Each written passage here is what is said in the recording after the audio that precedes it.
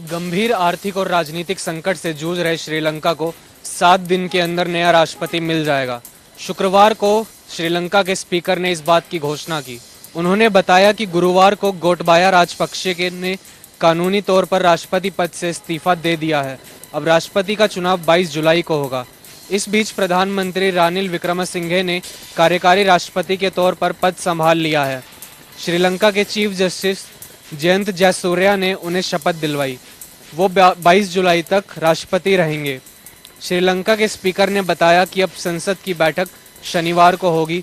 उन्होंने जनता से अपील की है कि वो सांसदों के लिए शांतिपूर्ण माहौल बनाए रखे ताकि राष्ट्रपति चुनाव की प्रक्रिया में वो भाग ले सकें। वहीं श्रीलंका में गुस्साई भीड़ से निपटने की जिम्मेदारी सेना ने संभाल ली है। सेना ने राष्ट्रपति भवन, प्रधानमंत्री दफ्तर समेत प्रशासनिक इमारतों से जनता को हटा दिया है। जनता को संसद में घुसने से रोकने के लिए टैंक भी तैनात कर दिए गए हैं। संसद के प्रवक्ता ने कहा कि गोटबाया ने इस्तीफा दे दिया है, इसलिए अब संसद का सत्र शुरू हो सकता है।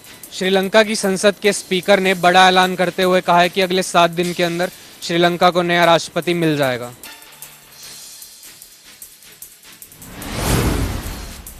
साल 1985 में हुए एयर इंडिया के विमान के अंदर धमाके के आरोपी की हत्या हो चुकी है। ये वही आरोपी था जिसने एयर इंडिया के विमान में धमाके किए थे और इसी केस में उसको सबूतों के अभाव में बरी कर दिया गया था। बाद में कनाडा जाके बस गया, जहां उसकी हत्या कर दी गई है। स्थानीय पुलिस के मुताबिक ये टारगेट किलिंग है, यानी कि टारगेट को पहले निर्धारित किया गया, उसके बाद उसकी हत्या कर दी गई है। वहीं उसकी हत्या मौके पर ही करी गई है और साथ में उसको दूर ले जाकर उसको आग के भी हवाले किया गया है।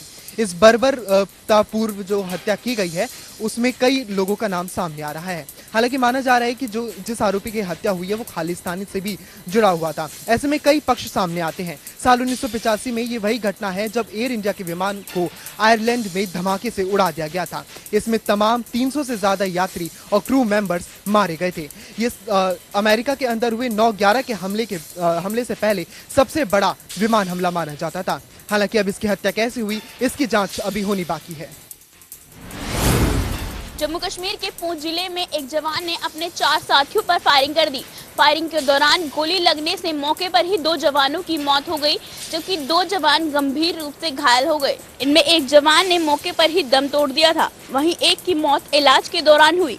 घटना पूंछ के सुरानकोट इलाके में स्थित 156 प्रादेशिक सेना बटालियन में शुक्रवार सुबह करीब 5:30 बजे हुई। सभी घायलों को एयरलिफ्ट कर उधमपुर आर्मी अस्पताल में एडमिट करवाया गया, जहां एक जवान ने दम तोड़ दिया। बाद में गोलीबारी करने वाले जवान ने अपने ही पेट में गोली मार ली। हालांकि हमला करने वाले जवान के बारे में अभी तक कोई जानकारी नहीं मिल पाई है। आर्मी ने भी इस मामले में अभी तक कोई बयान जारी नहीं किया। सूत्रों के मुताबिक घटना की जांच के आदेश दिए गए हैं।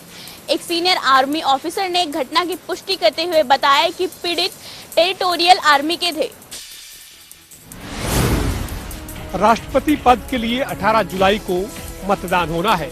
देश भर में इस चुनाव को लेकर तैयारी जारी है। इसी कड़ी में हरियाणा विधानसभा सचिवालय ने इस मतदान को लेकर तैयारी मुकम्मल कर ली है। हरियाणा विधानसभा के सचिव आर.के. नांदल ने जानकारी देते हुए कहा है, हरियाणा विधानसभा सचिवालय ने राष्ट्रपति के चुनाव के लिए तमाम तैयारी पूरी कर ली है। नांदल ने कहा है कि हरियाणा विधानसभा में 18 जुलाई को सुबह 10 बजे से 5 बजे तक राष्ट्रपति पद के चुनाव के लिए मतदान होगा। नांदल ने कहा कि अभी तक विपक्ष के उम्मीदवार के तौर पर यशवंत सिन्हा ने अपने 2 चुनावी एजेंट बनाए हैं, जिसमें अंबाला के मुलाना विधानसभा से कांग्रेस के विधायक वरुण मुलाना और सिरसा के डब्बावाली विधानसभा से कांग्रेस के विधायक अमित सिन्हा को उन्होंने एजेंट नियुक्त किया है। हालांकि एनडीए की उम्मीदवार द्रौपदी मुर्मू की तरफ से अभी तक कोई चुनाव एजेंट नहीं बनाया गया है। नांदल ने कहा कि उम्मीदवार अपना चुनावी एजेंट मतदान से 1 घंटे पहले तक नियुक्त कर सकते हैं। बहरहाल देखना यही होगा इस चुनाव में मतदान के बाद जो नतीजे होंगे वो किस रूप में सामने आते हैं।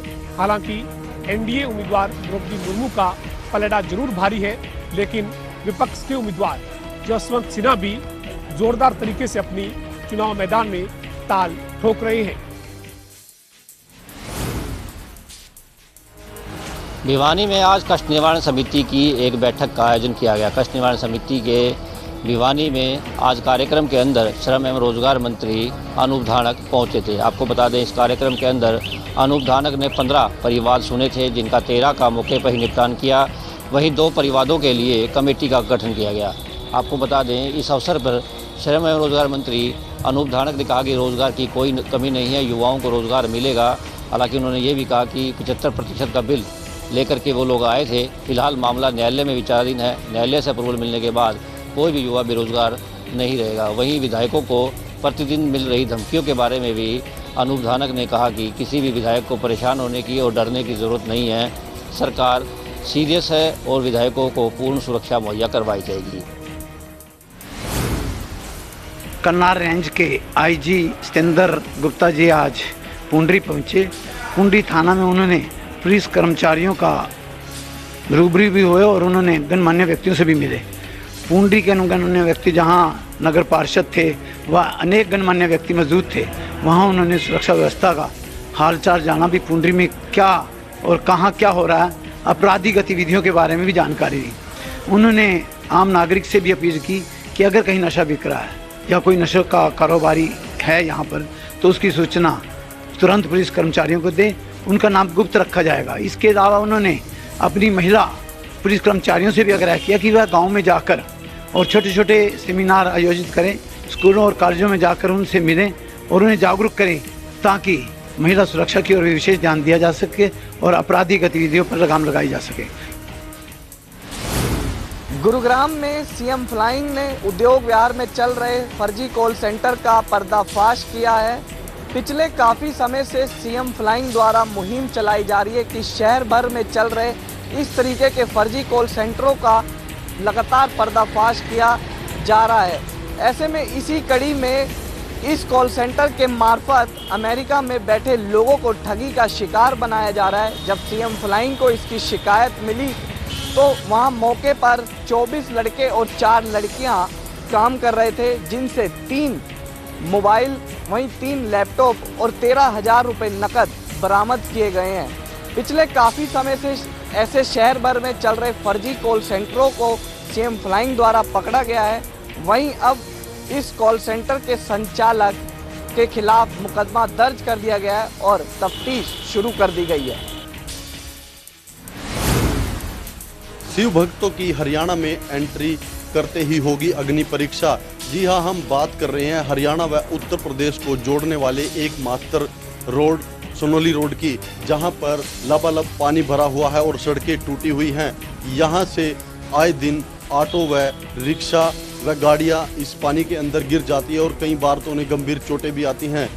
गाड़ियों को छोड़ो, यहां से पैदल निकलना भी बड़ा मुश्किल हो जाता है। ऐसे में जो शिव भक्त लाखों की संख्या में हरिद्वार से जल लेकर यहां से गुजरेंगे तो उन्हें भारी अग्नि परीक्षा से होकर गुजरना पड़ेगा। हालांकि स्थानीय लोगों व शिव भक्तों का कहना है कि कई बार इसकी शिकायत की जा चुकी है, लेकिन प्रशासन व सरकार की सिर में जू भी नहीं रेंग रही।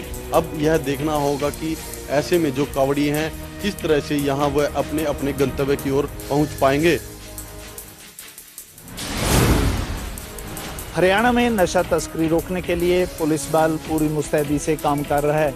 इसी कड़ी में रेलवे सीआईए स्टाफ को बड़ी कामयाबी मिली है। जामनगर से कटरा जा रही ट्रेन में चेकिंग के दौरान सीआईए स्टाफ को 3 किलो हेरोइन मिली है, जिसकी अंतर्राष्ट्रीय बाजार में कीमत 3 करोड़ आंकी गई है।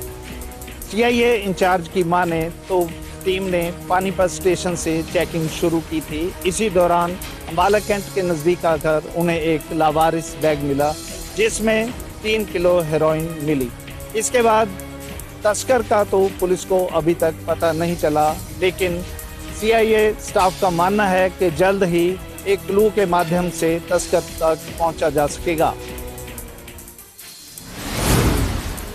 सोनीपत में पिछले कई दिनों से सफाई व्यवस्था चरमराई हुई है, जहां कूड़े का उठान न होने के कारण लोग परेशान हैं और गंदगी के अंबार लगे हुए हैं। और इसी को लेकर आज सोनीपत के नगर निगम में मेयर और पार्षद ने मिलकर सोनीपत के कमिश्नर नगर निगम के साथ मीटिंग की है और मीटिंग में ये निष्कर्ष निकलकर सामने आया है कि जेबीएम कंपनी द्वारा जो लापरवाही कूड़ा उठान को लेकर की जा रही है, उसका कॉन्ट्रैक्ट जो है वो ख़त्म करने को लेकर सहमति बन रही है और इसी को लेकर हायर अथॉरिटी को जो है वो लिखा जाएगा और कॉन्ट्रैक्ट जो है वो ख़त्म करने की मांग उठाई जाएगी। और वहीं JBM कंपनी पर लगातार प्रतिदिन 5 लाख के हिसाब से जुर्माना नगर निगम द्वारा लगाया जा रहा है और ये दावा किया जा रहा है नगर निगम द्वारा जो जुर्माना राशि वसूली जा रही है इसी के तहत शहर की सफाई करवाई जाएगी।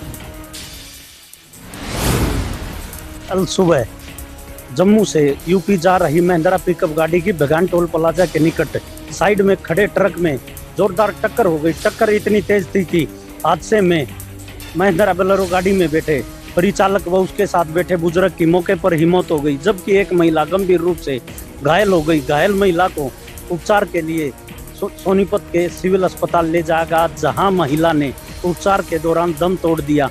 इसके अलावा महिंद्रा बोलेरो गाड़ी में बैठी अन्य दर्जन सवारियां भी गंभीर रूप से घायल हो गई। सभी सवारियों की हालत को गंभीर देखते हुए चिकित्सकों ने प्राथमिक उपचार के बाद रोहतक PGI रेफर कर दिया।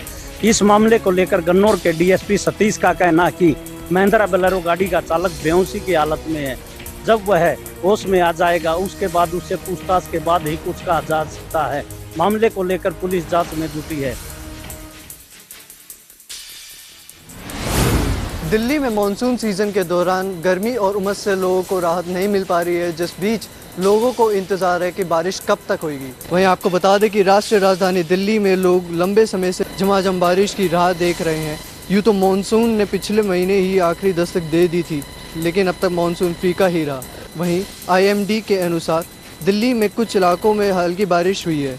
और इसके साथ ही अगर बात करें महाराष्ट्र की, तो महाराष्ट्र में अब तक 102 लोगों की जान जा चुकी है, जहां राहत और बचाव कार्य के लिए NDRF की टीम को तैनात किया गया है। वहीं पालघर, पुणे, सतारा आदि जिलों में ऑरेंज अलर्ट जारी कर दिया गया है, जिसके साथ ही मुंबई के ठाणे, अकोला आदि के लिए येलो अलर्ट जारी कर दिया गया है। मिली जानकारी के मुताबिक महाराष्ट्र में बाढ़ और बारिश से मरने वालों का आंकड़ा बढ़ गया है, जिसके चलते 24 घंटों में 3 लोगों की मौत बताई जा रही है।